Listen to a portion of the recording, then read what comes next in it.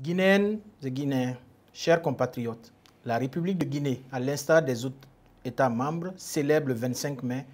la Journée de l'Afrique sous le thème « Les arts, la culture et le patrimoine, levier pour l'édification d'une Afrique que nous voulons ». Cet anniversaire se déroule dans un contexte marqué par l'évolution de la pandémie de la Covid-19 et ses répercussions négatives sur l'ensemble des secteurs économiques de nos pays respectifs et l'endeuillement des populations suite au nombre important de décès enregistrés. Je renouvelle les condoléances des autorités guinéennes aux familles affectées et prie pour le repos des âmes des disparus. Je voudrais exprimer, au nom de son Excellence le professeur Alpha Condé, président de la République de Guinée et de son gouvernement, les remerciements du peuple de Guinée à la communauté internationale, à nos partenaires et multilatéraux, notamment l'Organisation mondiale de la santé, pour les efforts qu'ils ne cessent de déployer pour aider nos pays à lutter contre la pandémie de la Covid-19 et aussi à vaincre celle d'Ebola. Chers compatriotes, la Journée de l'Afrique offre l'opportunité d'évoquer la mémoire des pionniers de nos indépendances nationales, des panafricanistes qui, le 25 mai 1963, ont décidé de mettre sur pied cette organisation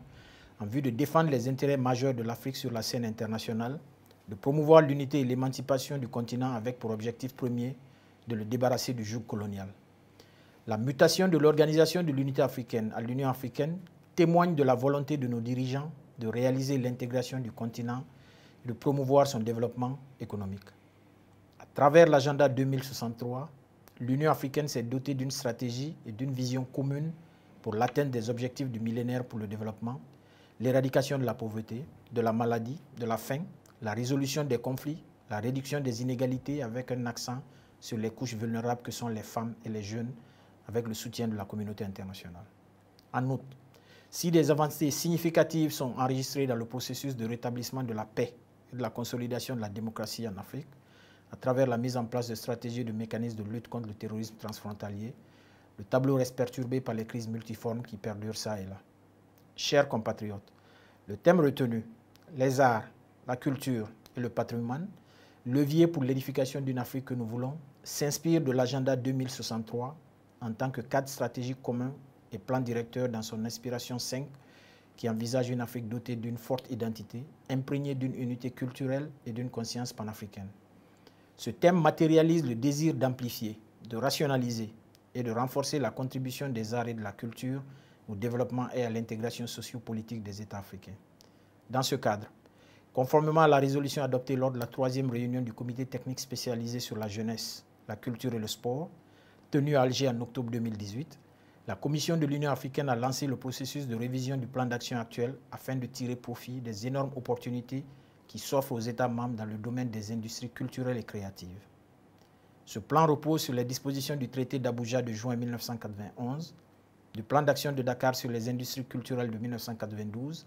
des premiers plans d'action révisés de l'Union africaine sur les industries culturelles et créatives de 2008 et de la zone de libre-échange continentale africaine ZLECAf. La révision a également pris en compte les conditions qui ont prévalu à l'élaboration de la loi type de l'Union africaine sur la protection des biens et du patrimoine culturel, ainsi que sur les statuts de la Commission africaine de l'audiovisuel et du cinéma.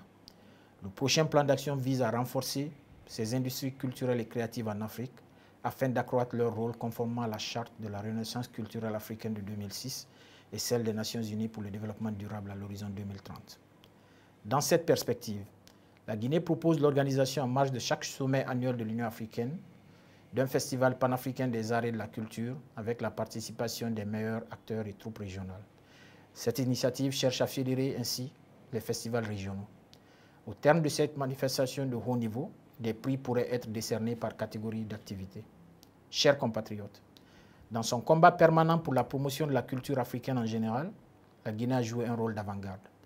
Le parcours historique à travers le monde dès les premières heures de notre indépendance des troupes artistiques de renommée internationale, comme les ballets africains de Guinée,